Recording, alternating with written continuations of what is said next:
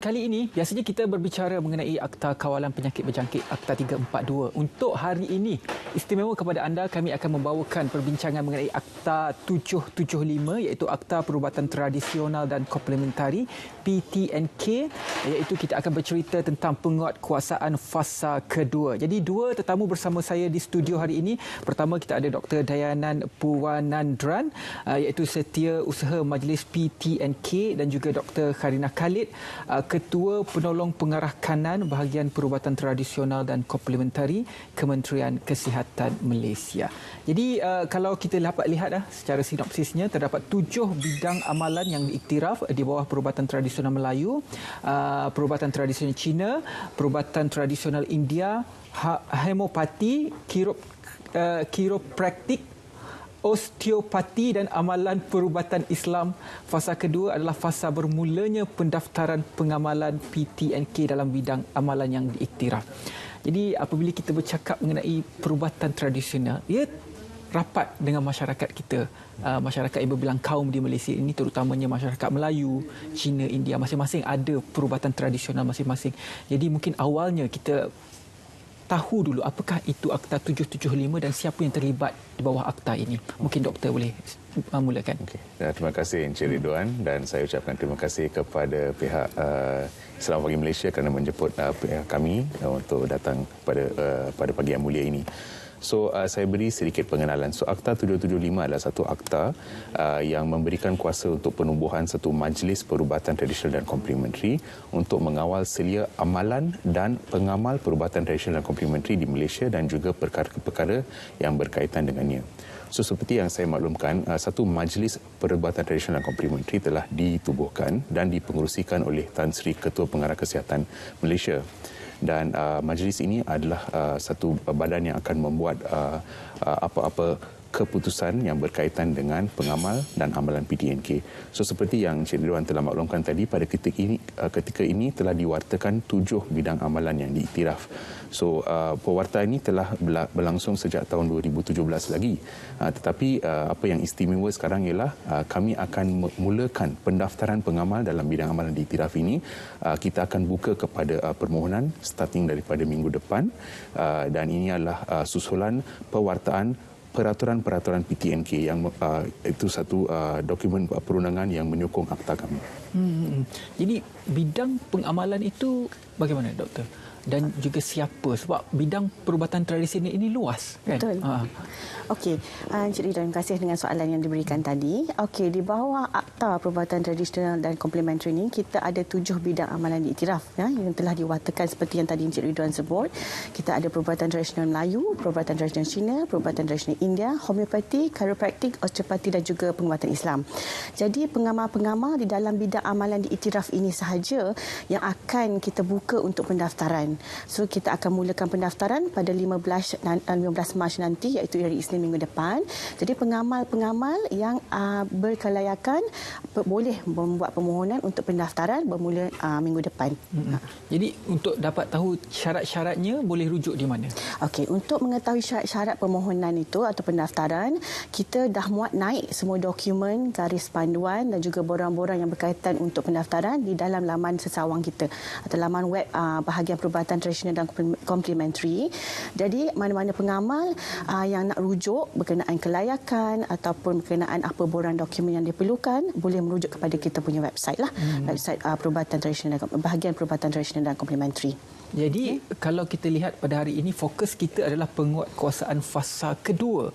Jadi bagaimana? Fasa pertama itu bagaimana? Penguatkuasaan fasa kedua ini pula bagaimana, Dr. Dayanan? Terima kasih Encik Ridwan. So dalam penguatkuasaan fasa pertama, dia punya fokus lebih kepada penubuhan Majlis PTNK. Maksudnya kita telah menubuhkan Majlis PTNK dan Majlis PTNK telah mula bersidang sejak Januari 2017. Dan kita ada sekurang-kurangnya 2 mesyuarat dalam setahun, dan Majlis PTNK ini penting kerana kita membuat banyak keputusan secara peringkat dasar berkenaan sebagai contoh untuk pendaftaran pengamal PTNK dalam bidang amalan diiktiraf, apakah kelayakan yang mereka perlukan. So itulah satu perkara yang kita perlu teliti.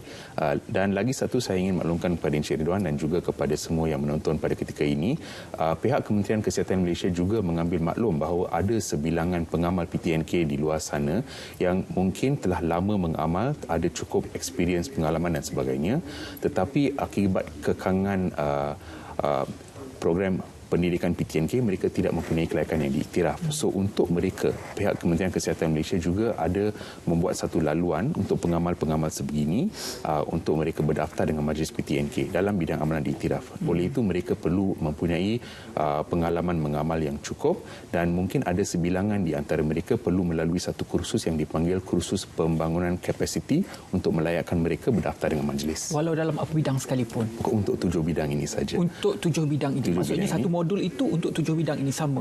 Bukan, dia ada modul yang berlainan. So, tapi untuk khusus pembangunan kapasiti pada ketika ini, kita hanya khususkan kepada perubatan tradisional Melayu, tradisional Cina, tradisional India dan homeopati.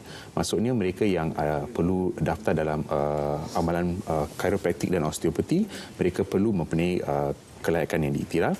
Dan untuk amalan pengubatan Islam, kita ada dua cara. Satu, either mereka perlu ada kelayakan yang diiktiraf seperti yang kami telah muat naik dalam laman sesuang kami, atau kita ada satu lagi kaedah untuk mendaftarkan pengamal pengubatan Islam, iaitu mereka perlu melalui saringan iShifa.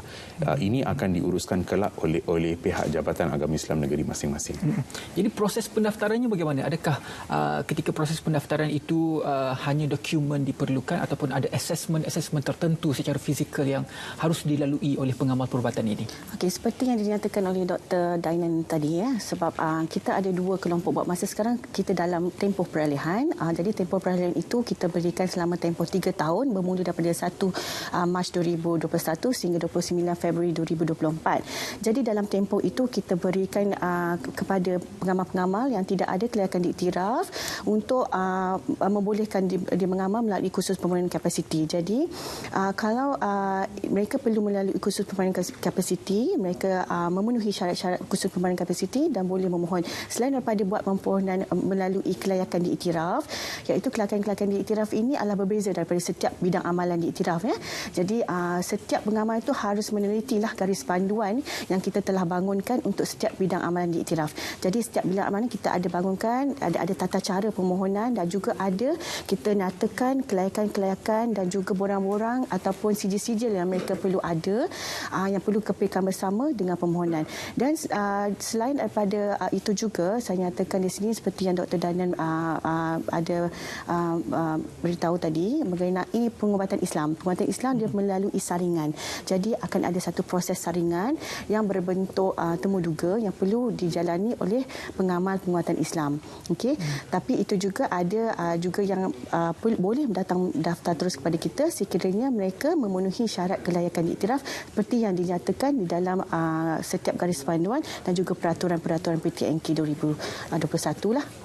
Bermakna jika pengamal perubatan ini berdaftar di bawah akta ini, secara automatiknya apa sahaja yang mereka lakukan itu boleh dikatakan di bawah payung Kementerian Kesihatan Malaysia. Begitu situasinya ataupun bagaimana? Nampaknya begitu. Adalah satu tanggungjawab yang amat besar. Oleh itu kami perlu memperhalusi setiap permohonan yang kami terima. Daripada segi bidang amalan mereka masing-masing, ya mereka layak untuk mengamal apa di bawah bidang amalan masing-masing, tetapi dengan selamat dan beretika. Ini kami kena streslah betul-betul. Sebab kami pun tahu di luar sana mungkin ada sedikit ajaran yang mungkin tidak mengikut landasan evidence based dan sebagainya. So kami berharap bahawa semua pengamal yang datang tampil ke hadapan, kalau mereka ada the recognized qualification atau kelayakan yang diiktiraf, yes, mereka memang layak, tetapi kita punya concern ada di bawah golongan yang kita panggil golongan grandfathering, yang mereka yang ada experience atau pengalaman tetapi mereka tidak memiliki kelayakan. Sebab itulah kita bangunkan kursus ini, yang khusus pembangunan kapasiti ini, untuk how shall we say, untuk memberi mereka sedikit lagi information atau maklumat sebelum mereka mula untuk mengamal, dan kita harap dengan membuat usaha itu mereka akan mengamal dengan selamat. Berkaitan dengan proses pendaftaran, kalau katakanlah proses pendaftaran ini hanya diperuntukkan pada satu jangka masa. Selepas daripada itu ada pengamal perubatan yang baru sahaja cukup syarat semua sekali dan ingin mendaftar. Adakah masih diterima ataupun bagaimana? Yes, terima kasih atas soalan itu. So apa yang perlu difahami oleh semua lapisan masyarakat ialah pada tempoh yang dimaklumkan oleh Dr. Karina tadi, iaitu tempoh peralihan yang bermula dari 1 Mac 2021 hingga 29 Februari 2024. So tempoh peralihan ni macam kita bagi chance untuk semua orang datang tampil ke hadapan untuk mengamal, tetapi apa-apa tindakan perundangan yang boleh diambil untuk mereka yang tidak tampil ke hadapan untuk mendaftar tidak akan berlaku pada masa ini. Tetapi apabila penguatkuasaan penuh akta berlaku, yes, mereka akan subjek kepada undang-undang sedia ada. Tetapi lepas tempoh peralihan ini, pengamal-pengamal masih boleh datang tampil mendaftar dengan kita. Tetapi pada masa itu kelak, kemungkinan kami hanya akan fokus kepada kelayakan dan bukan daripada aspek pengalaman lagi. So kita akan fokus. So akan datang satu masa mana-mana pengamal yang ingin daftar dengan Majlis PTNK perlu mempunyai kelayakan diiktiraf. Jadi adakah untuk berdaftar ini kelayakannya secara individu atau juga boleh dilakukan secara berpersatuan? Dan jika dilakukan secara berpersatuan, tiba-tiba pada satu jangka masa dia nak keluar daripada persatuan itu untuk mengamalkan sendiri secara individu. Jadi bagaimana? Pendaftaran untuk pengamal adalah secara individu. Jadi dia mesti hadir secara individu dan mengepilkan ataupun mengumpulkan borang permohonan secara individu, bukan melalui persatuan lah. Cumanya kita ada di dalam kita punya garis panduan dan juga dalam peraturan, kita ada nyatakan bagi pengamal-pengamal yang pernah berdaftar dengan badan pengamal sebelum penguasaan akta 1 Ogos 2016 itu, dia ada satu cara yang lebih singkat lah. Jadi mereka hanya perlu membuat pendaftaran sebagai pengamal berdaftar dan boleh melepasi ataupun permohonan pengecualian pendaftaran sementara. Jadi ada satu pathway atau ada satu jalan yang lebih singkat sekiranya mereka telah berdaftar dengan badan pengamal sebelum penguasaan akta iaitu 1 Ogos 2016. Maklumat-maklumat ini semua memang kita dah muat naik. Jadi sila layarilah laman website kami jadi untuk mendapat maklumat lanjut lah.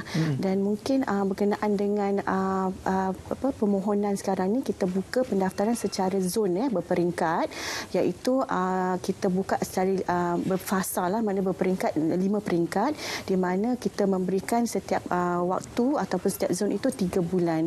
Jadi bermakna nanti kalau misalnya kita buka zon di zon tengah dahulu, iaitu di Kuala Lumpur, Negeri Sembilan, Selangor dan Putrajaya, kemudian kita pindah ke zon utara, zon selatan, zon timur dan Sabah Sarawak dan termasuk Labuan sekali lah. Ada pengamal perubatan yang sudah pun mengamalkan bidang ini sudah pun lama dan mereka mempunyai premis toko jamu dan sebagainya yang mempunyai ubat lah, saya katakan perubatan Islam Melayu, Cina, India itu semua dah ada premis. Jadi adakah dalam proses pendaftaran ini audit akan dilakukan kepada premis tersebut? Okey, so dua perkara, satu berkenaan premis, satu berkenaan dengan produk. So untuk makluman, sebenarnya produk adalah lebih di bawah kawal selia agensi farmasi atau NPRA, National Pharmaceutical Regulatory Agency, atau agensi kawal selia farmaceutical negara. So mereka adalah badan yang mengawal secara macam jamu dan produk dan sebagainya. So sekiranya mana-mana pengamal PTNK yang ingin menggunakan satu finish produk tu mereka perlu register dengan pihak berkuasa yang berkaitan lah, iaitu the National Pharmaceutical Regulatory Agency. Tetapi berkaitan dengan premis pula, so premis ni isunya adalah di bawah pihak berkuasa tempatan. So pihak kami walaupun pada penguatkuasaan penuh akta kami boleh membuat aktiviti penguatkuasaan, tetapi isu yang berkaitan dengan pendaftaran premis adalah di bawah PBT lah, PBT masing-masing. Jadi jika seseorang itu mengamalkan dua bidang dalam satu masa, contoh dalam bidang orang kata kalau Melayu ada tulang, lepas tu perubatan Islam sekaligus, adakah ia perlu pendaftarannya perlu dibezakan ataupun disekalikan? Okey, terima kasih. Itu soalan yang bagus. Jadi banyak yang bertanya kepada kita sama ada mereka boleh berdaftar untuk dua bidang amalan diiktiraf. Ya, sekiranya mereka berdaftar atau mengamal dalam bidang amalan diiktiraf, mereka boleh berdaftar untuk mana-mana bidang amalan diiktiraf dengan syarat mereka memenuhi kelayakan. Okey, seperti yang ditetapkan oleh pihak majlis lah. Jadi mereka perlu memenuhi kelayakan dan seperti ditetapkan, mengisi borang, dan juga mereka juga perlu membuat bayaran fee fee ataupun pembayaran yang kita telah tetapkan untuk setiap permohonan yang dibuat. Jadi itu sedikit perbincangan mengenai Akta 775. Saya kira Akta 775 ini perlu lagi kita panjangkan kerana apa, ia sangat dekat dengan masyarakat. Apapun, terima kasih banyak-banyak kepada Dr. Karina Khalid dan juga Dr. Dayanan untuk penceritaan dan juga tentang Akta 775. Selepas ini kita lihat dahulu